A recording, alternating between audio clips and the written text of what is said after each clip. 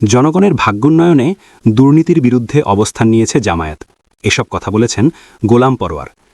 জামায়াতে ইসলামীর secretary general মিয়া গোলাম পরোয়ার বলেছেন, স্বাধীনতার ৫৮ বছরে আপনারা বিভিন্ন দলের শাসন দেখেছেন, কিন্তু স্বাধীনতার প্রকৃত স্বাদ কি পেয়েছেন?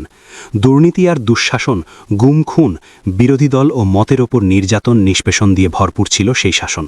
বারবার শাসক পরিবর্তন হয়েছে, কিন্তু জনগণের ভাগ্যের পরিবর্তন হয়নি।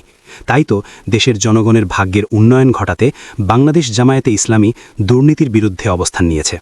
আজ মঙ্গলবার সকালে খুলনার ফুলতলা উপজেলার দামোদর ইউনিয়নে স্থানীয় বিশিষ্টজনদের সঙ্গে এক মতবিনিময় সভায় প্রধান অতিথির বক্তৃতায় তিনি এসব কথা বলেন। ওই ইউনিয়নের ৭ ও ৯ নম্বর ওয়ার্ড জামায়াতের উদ্যোগে এ মতবিনিময় সভার আয়োজন করা হয়। সভায় মিয়া গোলাম পরোয়ার বলেন, আপনারা এই এলাকার বিশিষ্ট ব্যক্তিবর্গ।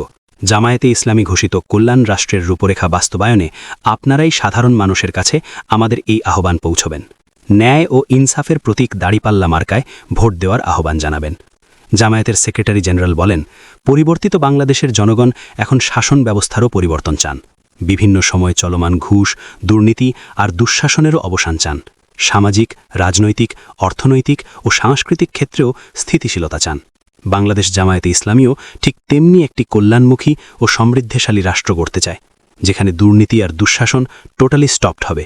সামাজিক, রাজনৈতিক, অর্থনৈতিক ও সাংস্কৃতিক ক্ষেত্রে স্থিতিশীলতা বজায় থাকবে ইনশাআল্লাহ। মিয়া গোলাম পরোয়ার বলেন, আমিরে জামায়াত শফিকুর রহমান পরিবর্তিত বাংলাদেশে কল্যাণমুখী ও সমৃদ্ধ দেশ গড়ার রূপরেখা ঘোষণা করেছেন। ঘোষিত রূপরেখা হল, সব ক্ষেত্রে দুর্নীতির লাগাম টেনে ধরা হবে, মানুষের মাঝে ইনসাফ ও ন্যায় বিচার প্রতিষ্ঠিত হবে। নতুন নতুন কর্মসংস্থানের মাধ্যমে শিক্ষিত বেকার যুবকদের হয় কর্মসংস্থান, না হয় বেকার ভাতা দেওয়া হবে। কর্মক্ষেত্রে নারীদের নিরাপত্তা নিশ্চিত করা হবে। বাস্তবমুখী শিক্ষা ব্যবস্থা প্রণয়নে টেকসই ও উন্নত জাতি গঠন করা হবে। শিক্ষা প্রতিষ্ঠানে সকলের সহাবস্থান নিশ্চিত করা হবে। জামায়াতের এই নেতা আরও বলেন, ছাত্র রাজনীতি হবে কল্যাণমুখী, দলের লেজুর ভিত্তিক নয়। প্রতিবেশী রাষ্ট্রসমূহের সঙ্গে ন্যায্যতার ভিত্তিতে বন্ধুত্ব গড়ে তোলা হবে। সরকারের এমপি, মন্ত্রীদের জবাবদিহির আওতায় আনা হবে।